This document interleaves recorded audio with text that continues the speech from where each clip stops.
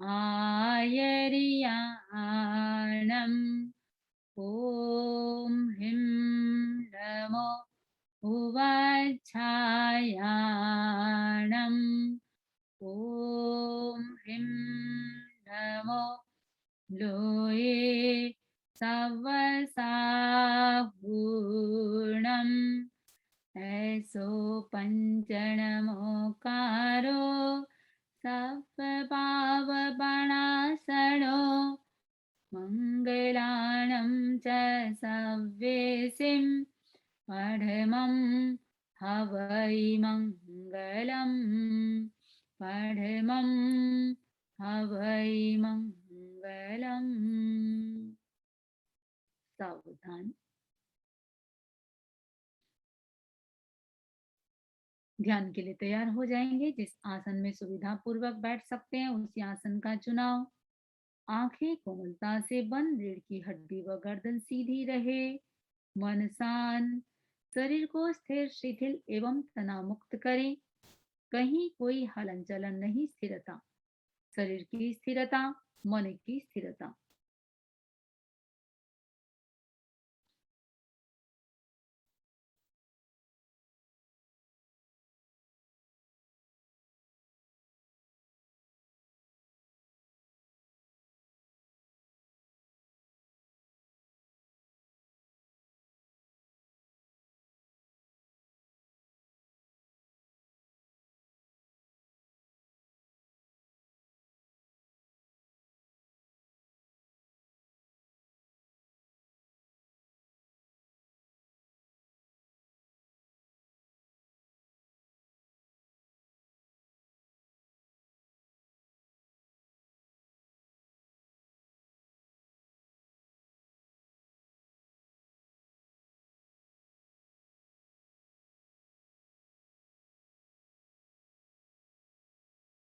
पूरा ढीला छोड़ दें शरीर को, जितना ढीला छोड़ सकते हैं। कहीं कोई अकड़न नहीं, तनाव नहीं, पकड़ नहीं।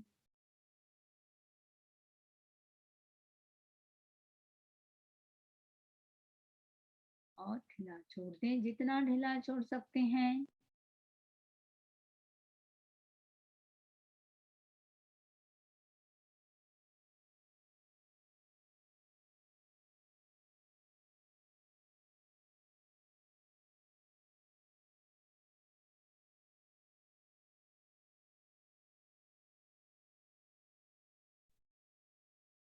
ध्यान का अगला चरण शरीर प्रेक्षा। शरीर पर होने वाले स्पंदन की प्रेक्षा करेंगे। जहां कहीं भी स्पंदन का अनुभव हो उसको देखने का प्रयास करें।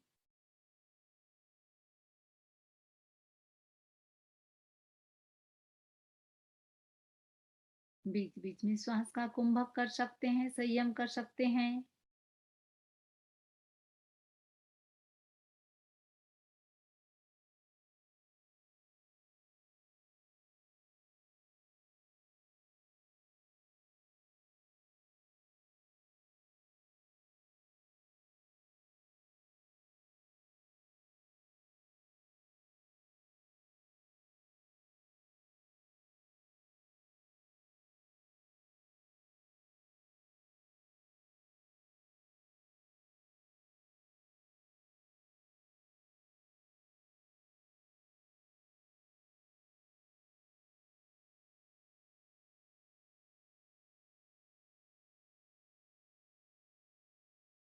शरीर में होने वाले प्रत्येक प्रकंपनों की प्रेक्षा करेंगे।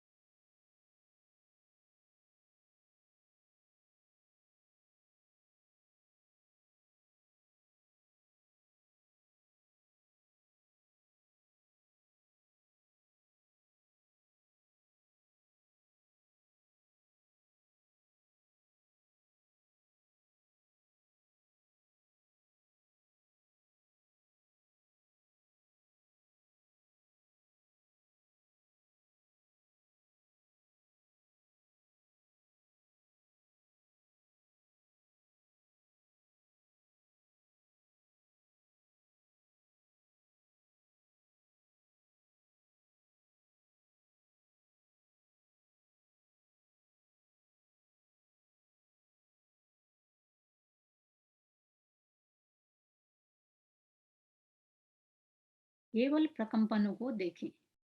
बीच बीच में श्वास का कुंभक संयम करें। साथ में मूल बंध का प्रयोग भी कर सकते हैं।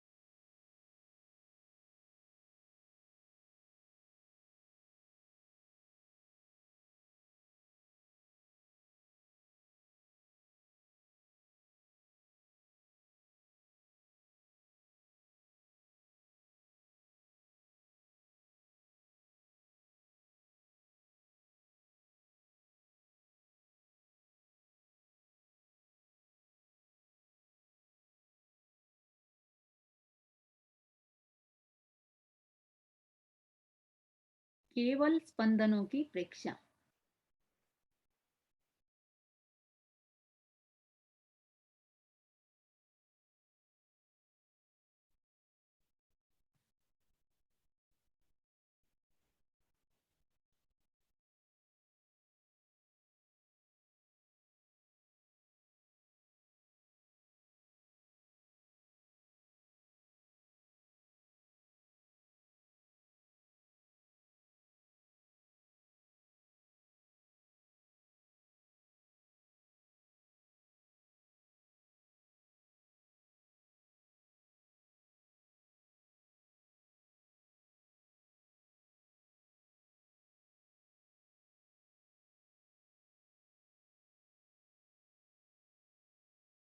दो तीन लंबा गहरा श्वास लें। लंबा गहरा श्वास छोड़ें।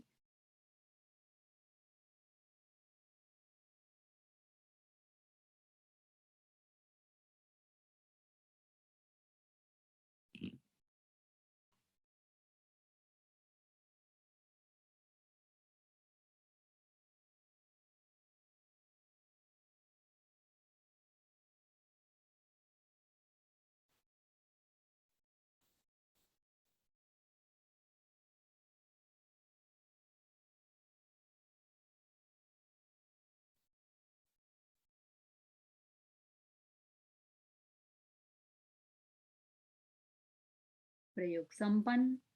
ओम अरहम ओम अर। लज्जा दया संयम बम्भचेरम कल्याणे भागि सविसो हि ठाणम। जिमे गुरु तययम अनुशासयन्ति तेहं गुरु तययम पूजयामि।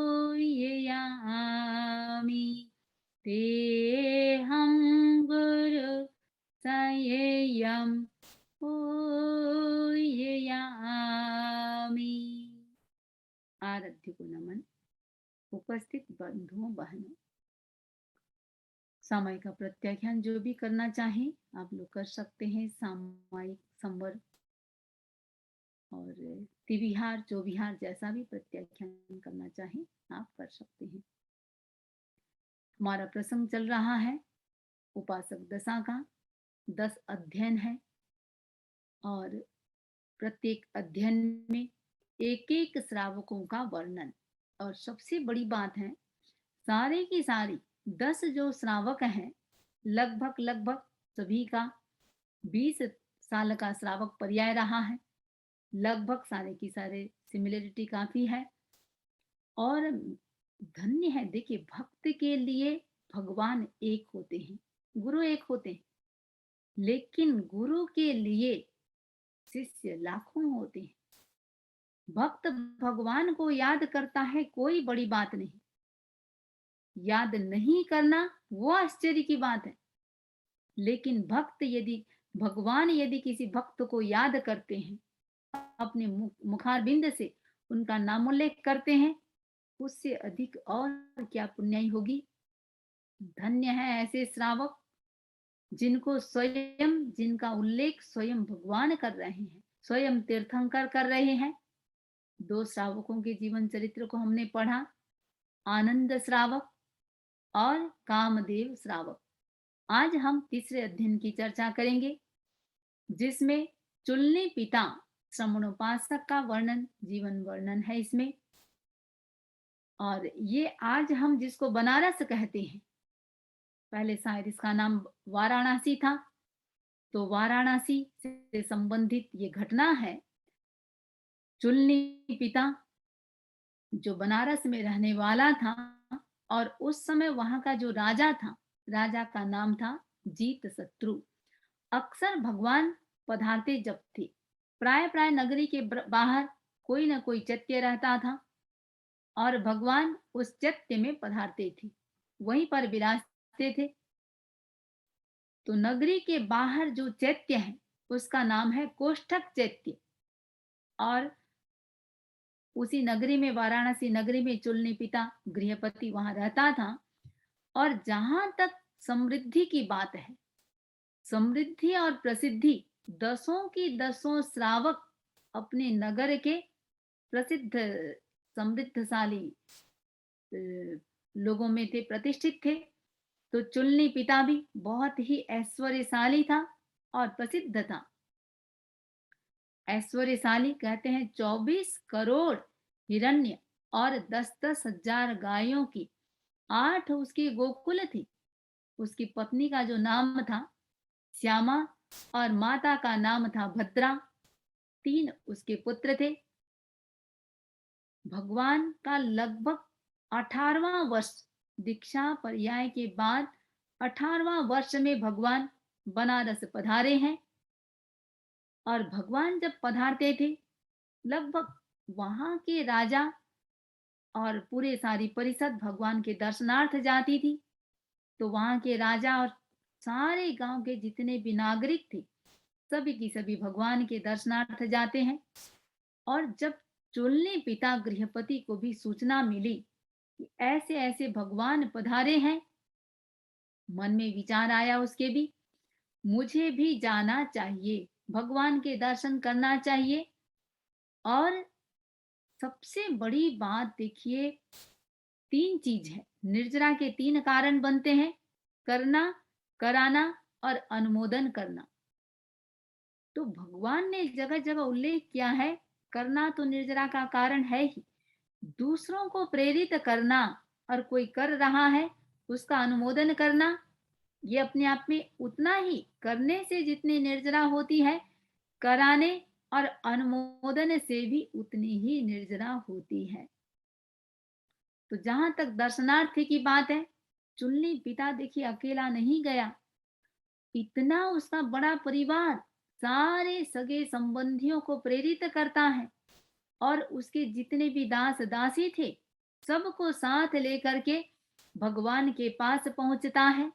पहुंचने के साथ भगवान को, जैसा कि एक शिष्टाचार की विधि है वंदना नमस्कार करना, तो भगवान को वो वंदना नमस्कार करता है, 3 बार तिकुत्तों से वंदन करता है।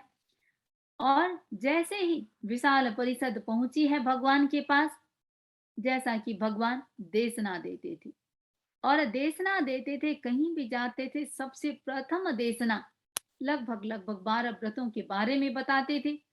12 व्रतों की चर्चा करते हैं। तो चुलनी पिता वो सारी बात सुनता है, और उसका मन जो है वो गृहवास से विमुख हो जाता है, मन में विरक्ति का भाव जगता है। व्यक्ति किसी भी चीज का त्याग कब कर पाता है? जब तक उस चीज के प्रति आसक्ति बनी रहेगी, कभी भी त्याग नहीं कर सकता। देखिए, किसी चीज को छोड़ना छोड़ना बड़ी बात नहीं, बड़ी बात होती है व्यक्ति के भीतर त्याग की चेतना का जगना। त्याग की चेतना जगे बिना आप स्वयं ध्यान दीजिएगा, बहुत सारे चीज आप लोग उपयोग नहीं करते हैं।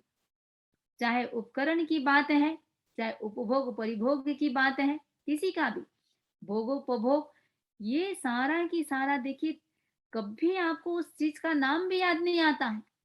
फिर भी यदि त्याग की बात कही जाए, विकल्प आएगा, अरे कभी मन में विकल्प आ गया तो, इच्छा हो गई तो। आज तक भी उस वस्तु के प्रति खाने की मन में भावना नहीं हुई, उसके बावजूद भी त्याग की चेतना नहीं जग रही है। त्याग, जब तक हमारे भीतर अनासक्ति की चेतना नहीं जगेगी, तब तक व्यक्ति त्याग नहीं कर सकता। चुल्ली पिता, चुल्ली पिता गाथापति भगवान से धर्म का श्रवण करता है। श्रवण करने के पश्चात मन उसका थोड़े वैराग्य का भाव जगा, तो वैराग्य का भाव जगा, उतना भाव नहीं जगा है कि वो साधु बन जाए। विचार आया, मैं जो भी चीज कर रहा हूं उनको मैं सीमित कर सकता हूँ। 12 व्रत का मतलब क्या है? अपने आप को एक सीमित कर लेना, सीमा में बांध लेना। भगवान से वो 12 व्रतों को स्वीकार करता है, 12 व्रती श्रावक बन गया। जैसा कि हमने पहले ही दिन चर्चा की थी, 4 प्रकार के श्रावक होते हैं। सुलभ बोधि श्रावक, दूसरा 12 व्रती श्रावक, तीसरा प्रतिमाधारी श्रावक। अब प्रतिमाधारी ये 12 व्रती श्रावक बन गया। और साथ ही साथ बड़ी बात ये थी, देखिए, उसकी धर्म पत्नी श्यामा ने भी अपने पति का अनुसरण किया। वह भी भगवान के प्रति श्रद्धा रख रही थी और साथ ही साथ 12 व्रतों को स्वीकार कर श्रमणोपासिका बन गई। अब वहां से वो अपने स्थान पर लौट आते हैं। भगवान भी वहां से विहार कर देते हैं और जगह जगह जाते हैं। अब चुल्ली पिता श्रमणोपासक एकदम उत्कृष्ट भावों के साथ धर्म ध्यान कर रहा है, अपना जीवन बिता रहा है। लगभग लगभग पहले भी हमने 2 श्रावकों का जीवन चरित्र देखा, आनंद और कामदेव श्रावक का।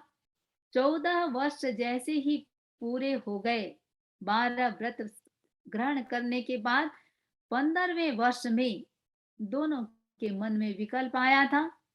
चुल्ली पिता के मन में भी विकल्प आया। 14 वर्ष पूरा हो चुका है। उसने सोचा, अभी तक मैं बहुत सारे सांसारिक कार्यों में संलग्न हूँ, व्यवसाय में संलग्न हूँ, व्यापार में संलग्न हूँ। बहुत सारे लोग मेरे पास आते हैं और इतना ही नहीं, मेरे से परामर्श मांगते हैं, मैं उनको परामर्श भी देता हूँ। तो ऐसे इतना सारा लोगों से जुड़े रहने के कारण मैं उनका, सारे के सारे मेरे से जुड़े हुए हैं और अपने कुटुंब स्वजन परिजन सबका हित का संपादन करता हूँ। हित के संपादन के लिए मुझे अनेक संकल्प विकल्प भी करने पड़ते हैं, चिंतन करना पड़ता है। ये सारी प्रवृत्तियां मुझे धर्म ध्यान में बाधक बन रहे हैं। जितना एफर्ट्स मुझे करना चाहिए उतना मैं नहीं कर पा रहा हूँ। एक समय के बाद, एक उम्र के बाद, जो भी ये गवर्नमेंट सर्विस वगैरह होता है, देखिए इसकी भी एक सीमा होती है कि 60 साल के बाद रिटायर। हम भी अपने लाइफ में कैसे रिटायर बने? एक उम्र के बाद यदि आप व्यक्ति अपने लिए 20% लगा रहा है और परिवार व्यापार आदि में 80% लगा रहा है, एक उम्र के बाद होना ये चाहिए कम से कम 60 यदि पार कर गए या कम से कम 65, समय समय सीमा स्वयं निर्धारित कर सकते हैं। ये जो हम 20 और 80 था, इसको हमको चेंज कर देना चाहिए। 80% हम आत्मा के लिए लगाएं, स्वयं के लिए लगाएं, दूसरों के लिए 20% लगा सकते हैं। अब तक जो हमने संसार के लिए इनकम इनकम इनकम इनकम ही किया है, अब आत्मा के लिए इनकम करें। यहाँ जो 80-90 साल का जो समय है, उसकी सारी सुख सुविधाओं के लिए सारी जो व्यवस्था की, अब इन फ्यूचर के लिए हम कम से कम 10 साल या 20 साल साथ में ले जाने के लिए व्यक्ति की तैयारी होनी चाहिए। भगवान के जो भी ये 12 व्रती श्रावक रहे हैं, सभी के मन में ऐसा आत्मा के प्रति इतना संकल्प जगा कि वो पूरा की पूरा सारा की सारा छोड़ देते थे। तो अभी ये चुल्ली पिता श्रमणोपासक भी मन में विचार आया है, मुझे अब सिर्फ धर्म ध्यान में लगना चाहिए, सारी प्रवृत्तियों से मुझे विमुख हो जाना चाहिए और अभी मुझे ऐसा लगता है यही मेरे लिए श्रेयस्कर है। ऐसा चिंतन करके उसने अपने सबसे 3 पुत्र हैं, सबसे जो बड़ा पुत्र है उसको बुलाया, सारे अपने पारिवारिक सगे संबंधियों को बुलाया, मित्र परिजनों को बुलाया और सबके सामने अपने ज्येष्ठ पुत्र को मुखिया स्थापित कर दिया और सारा की सारा जो भी व्यवसाय था, संपत्ति थी, उसका मालिक घोषित कर दिया।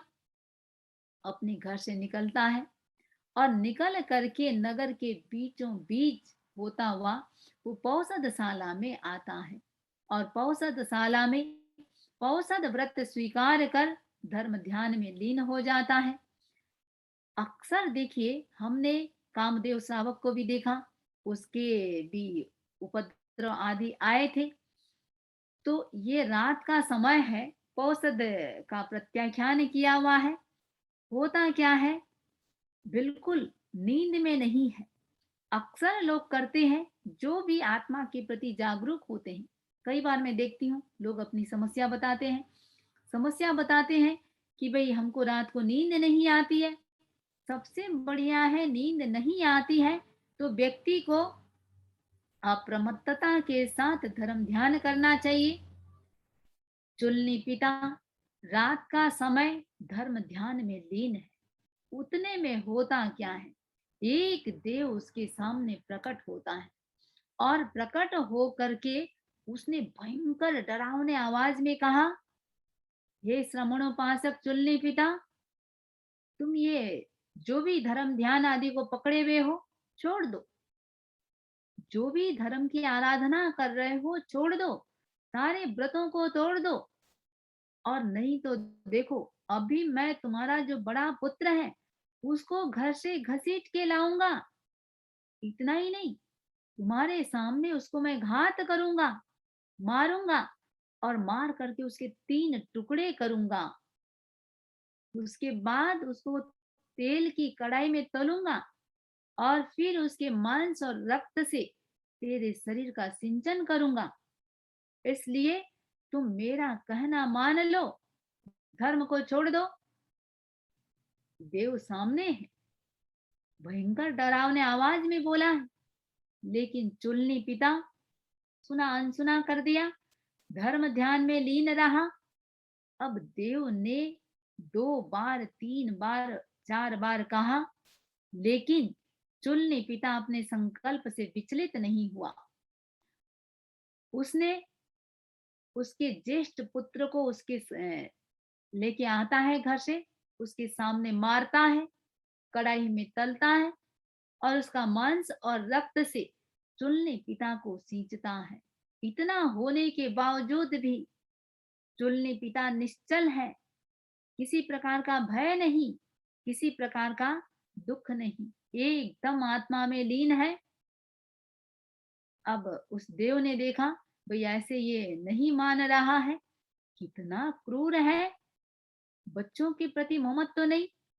अब उसने क्या किया, उसका जो दूसरा बेटा था उसको और फिर तीसरा बेटा उसको भी लेके आता है, चुल्ली पिता के सामने उनको मारता है, 3-3 टुकड़े करता है, कढ़ाई में तलता है और फिर उसके मांस और रक्त से चुल्ली पिता के शरीर को सींचता है। लेकिन 3 बेटों को मार चुका, अब भी चुल्ली पिता निर्भीक है, किसी प्रकार का शुद्ध अक्षुब्ध है, किसी प्रकार का रोष नहीं, राग नहीं, द्वेष नहीं, एक रोमकूप में भी उसकी भय की संज्ञा नहीं और रोम राजी में भी धर्म की आराधना से विचलित नहीं हो पाया, एकदम निश्चल। अब देव को गुस्सा आया। जैसे ही सामने वाला व्यक्ति पराजित अपने आप को पराजित अनुभव करता है, स्वाभाविक है क्रोधित तो होना। उसने सोचा कुछ तो करूं। उसने एकदम रुष्ट होकर के दांतों को पीसते हुए चुन्नी पिता से कहा, अरे दुष्ट, तेरे मन में दया मया कुछ भी नहीं है। तेरे सामने मैंने तीन तीन पुत्रों की हत्या कर दी, फिर भी तेरा संकल्प इतना दृढ़ है, मेरी बात को सुन ही नहीं रहा है। कोई बात नहीं, अपनी माँ के प्रति तो ममत्व रख। देख, अभी मैं तू यदि धर्म को नहीं छोड़ता है, अभी मैं तेरी माँ को घसीट के लेके आ रहा हूँ और तेरे सामने उसको भी मारूंगा और उसके मांस के भी तीन टुकड़े करूंगा, कढ़ाई में तलूंगा और तुम्हारा सिंचन करूंगा। चुलनी पिता फिर भी मौन और शांत रहा। अब देव भयंकर तिलमिला उठा। उसने अपनी बात को बार बार दोहराया। अब बार बार दोहराया, कानों से सुन रहा है। अब इस बार चुन्नी पिता विचलित हो गया। देव का कथन असर कर गया। माँ की ममता में उलझ गया। शालीभद्र की घटना भी लगभग सब जानते हैं। धन्ना और शालीभद्र दोनों उत्कृष्ट तपस्या किए थे। धन्ना तो चला गया मोक्ष, शालीभद्र माँ के ममता में उलझ गया। सिर्फ आंख खोल के देख लिया था, उसी से उसको एक भाव और करना पड़ेगा। चुन्नी पिता का मन भी माँ की ममता में उलझ गया। उसका धैर्य का बांध टूट गया, भीतर अनुराग से भर गया। अनुराग ने उसके भीतर जो वैराग्य था, उस वैराग्य के ऊपर अनुराग ने पर्दा डाल दिया। उसने सोचा, ये जो पुरुष है, ये जो देव है, अनार्य है, पापी है और पापकारी प्रवृत्ति में रस लेने वाला है। तीन तीन पुत्रों की मेरे आंखों के सामने हत्या कर दी है। दुष्ट है, कुछ भी कर सकता है। ये तीन पुत्रों की हत्या कर दी, अब माँ का क्यों नहीं करेगा, बोल भी रहा है। अब मेरी माँ का मेरे आंखों के सामने तो मारेगा, कैसे देख सकता हूँ। मैं अभी इस दुष्ट को पकड़ता हूँ। ऐसा सोच करके चुन्नी पिता, जो पौषध में बैठा हुआ है, धर्म ध्यान में लीन है, अपने स्थान से उठा और उस पापी पुरुष को, देव को पकड़ने के लिए दौड़ा। अब जैसे ही दौड़ता है, देव तो आकाश में अदृश्य हो गया और चुन्नी पिता के हाथ में क्या आया, एक खंबा, पाषाण का, पत्थर का खंबा पकड़ में आया और वो खंबे को पकड़कर जोर जोर से चिल्लाने लगा। उसकी चिल्लाहट को सुन करके माँ भद्रा जो थी, दौड़ी दौड़ी आती है। उसने पूछा, बेटा क्या हुआ, क्यों चिल्ला रहे हो। चुन्नी पिता ने माँ को जैसे ही सामने देखा, आद्योपांत तो उसने सारी घटना माँ को बताई। माँ ने कहा, बेटा ये सारा की सारा देवकृत उपसर्ग था। न तो तुम्हारे पुत्रों को किसी ने हत्या की है और न ही किसी ने मुझे पकड़ा। ये सारा की सारा देव माया थी और तुम विचलित हो गए। तुमने क्रोध कर दिया और क्रोध करके तुमने व्रत को भंग कर दिया है। अब व्रतों को भंग किया है, इसकी तुमको आलोचना करनी होगी, निंदा करनी होगी, प्रतिक्रमण करना होगा, प्रायश्चित करना होगा और अपने आप को शुद्ध करना होगा। चुन्नी पिता ने सोचा, माँ ठीक कह रही है, सारी की सारे पुत्र जीवित हैं, माँ भी बिल्कुल ठीक है। उसको एहसास हुआ, अरे मैंने ये क्या कर दिया। पश्चाताप करने लगा और उसने प्रायश्चित किया और प्रायश्चित करके जो भी तपस्या आदि प्रायश्चित के लिए करना था, उसको करके अपने आप को शुद्ध करता है और उसके पश्चात वो भगवान से 11 प्रतिमाओं को स्वीकार करता है। अस्वीकार करके उसके बाद भी बहुत सारे वो त्याग करता है, प्रत्याख्यान करता है, तपस्याएं करता है। और इतना सब करते करते उसका शरीर वही बहुत कृश हो जाता है। लक्ष्य शरीर को कृश करना नहीं होता है, आत्मा में जो लगे कर्म है उसको कृश करना होता है। शरीर तो साथ में डिफॉल्ट सब होता ही होता है। तो हाड़ मांस भी उसका धीरे धीरे क्षीण हो जाता है, सिर्फ शरीर धमनियों का जाल मात्र रहता है। एक दिन मन में विचार आया, अभी तक मेरा मनोबल स्ट्रांग है, आंतरिक मेरे भीतर उत्साह भी है, मेरे भीतर श्रद्धा भी है, धृति भी है, संवेग भी प्रवर्धमान है। अब मुझे संलेखना कर लेनी चाहिए। संलेखना करके समाधि मरण को प्राप्त करना चाहिए।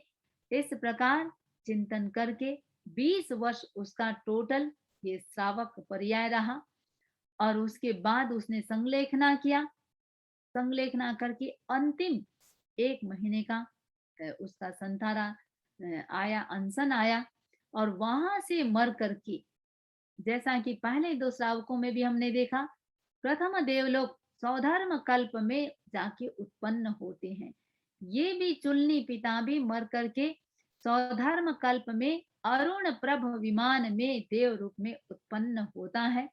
और वहां से वो महाविदय क्षेत्र में जन्म लेगा और वहां से सिद्ध बुद्ध मुक्त होगा।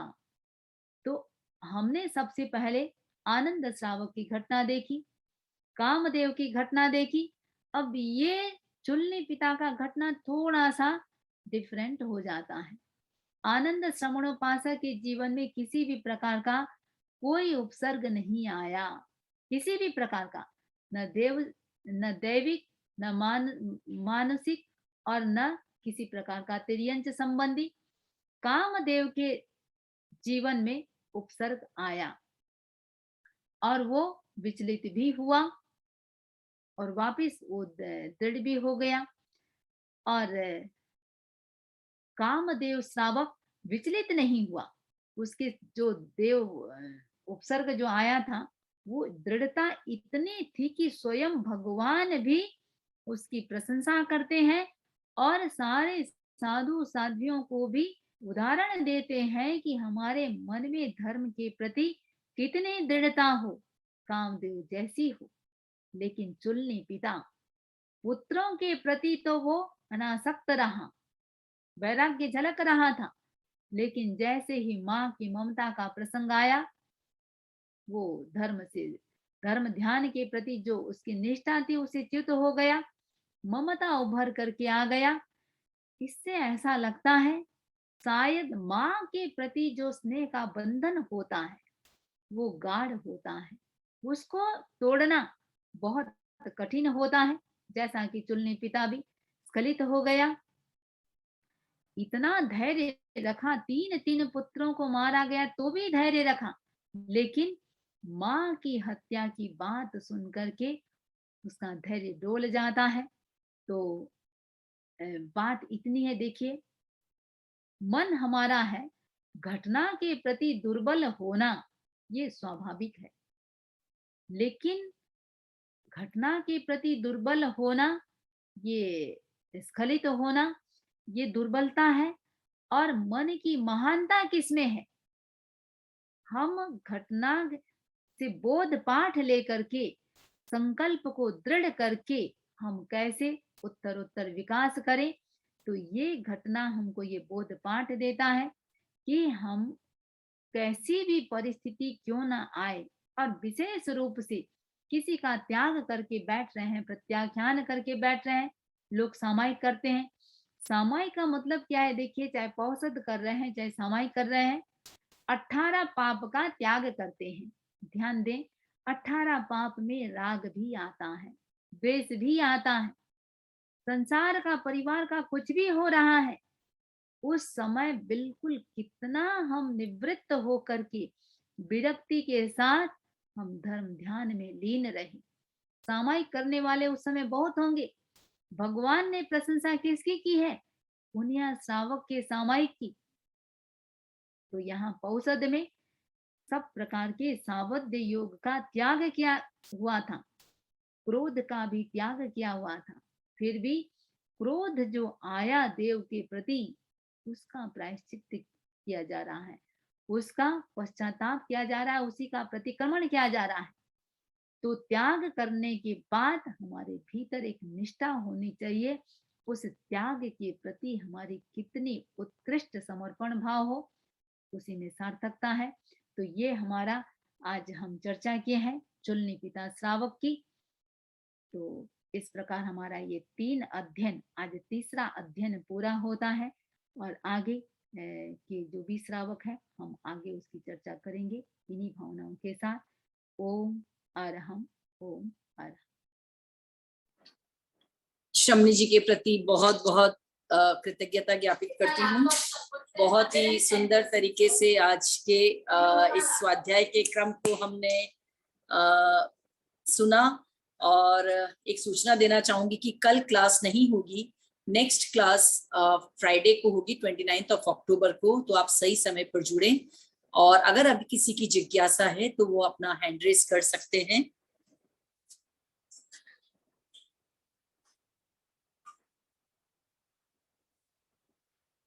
शमनी जी ने बहुत श्रम किया है, ट्रैवलिंग करते हुए भी हमारे आगम स्वाध्याय की क्लासेस को कंटिन्यू रखा, तो हम आपके प्रति बहुत बहुत कृतज्ञता ज्ञापित करते हैं।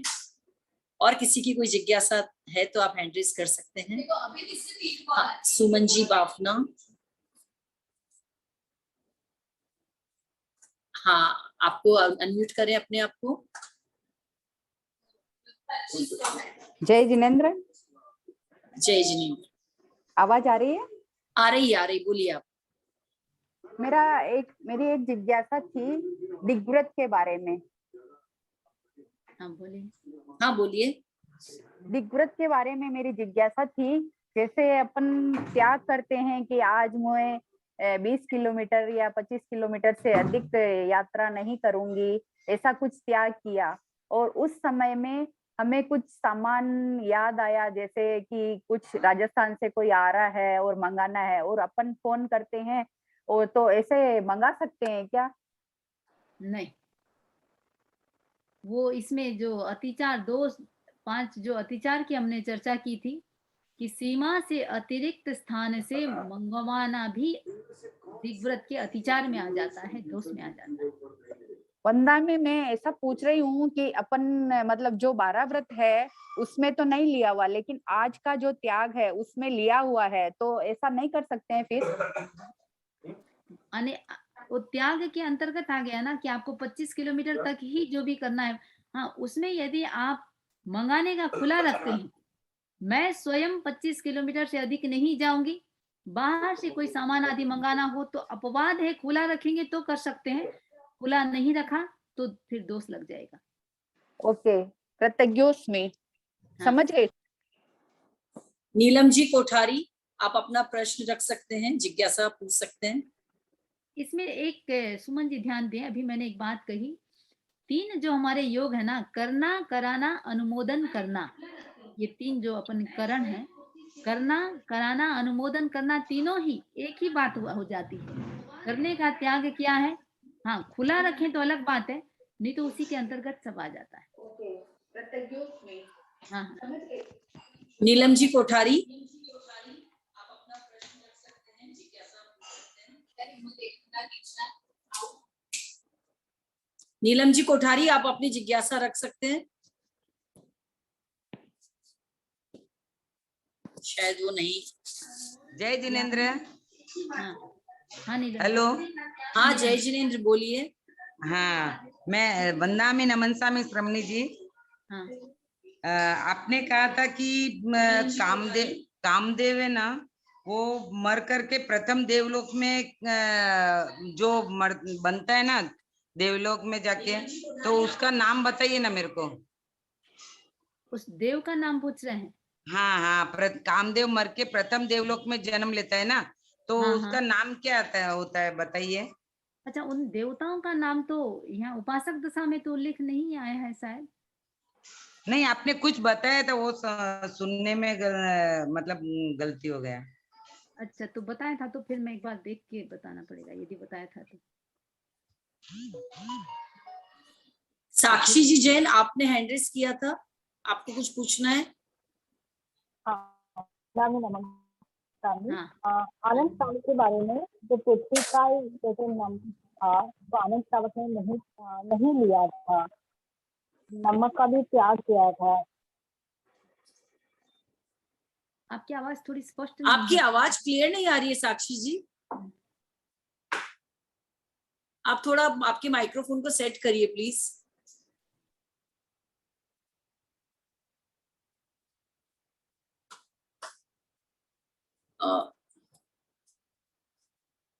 तब तक हम चिराग जी को ले लेते। चिराग जी।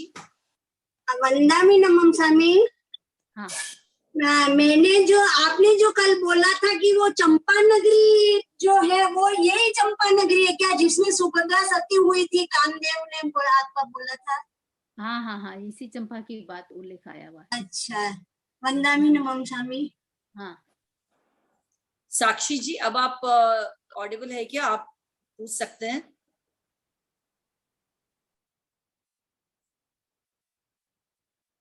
वंदामी, शायद साक्षी जी का कुछ नेटवर्क इशू है। उनका नेटवर्क का कुछ प्रॉब्लम है। ठीक है। ठीक है। और कोई जिज्ञासा है?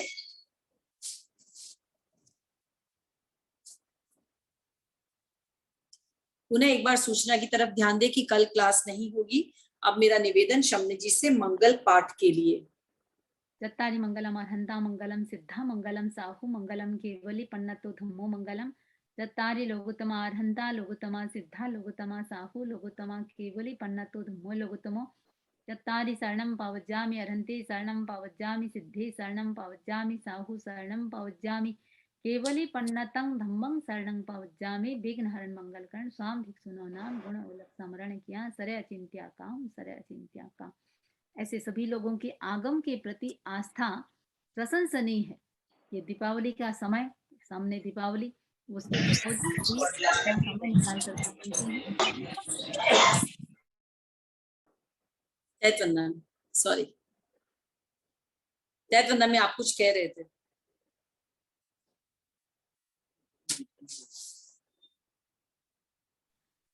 आगम के प्रति जो आस्था है सबकी प्रशंसनीय है। दीपावली का समय है तो भी समय लगा करके निकाल करके सब सुन रहे हैं। वंदना में यूट्यूब से भी ज्यादा जुड़ रहे हैं, जो अभी जिनको समय की अनुकूलता नहीं है वो यूट्यूब पे पूरा लाभ ले रहे हैं उस चीज का। सही है। तो आपके प्रति अनंत अनंत कृतज्ञता ज्ञापित करते हैं कि आप भी हमें समय निकाल करके हमें प्रेरणा पाते प्रदान करा रहे हैं। तो आपके प्रति भी मुंबई महिला मंडल बहुत कृतज्ञता ज्ञापित करता है। और अब मैं सबको अनम्यूट करती हूँ समनी जी के प्रति कृतज्ञता ज्ञापन के लिए। वंदामी समनी जी।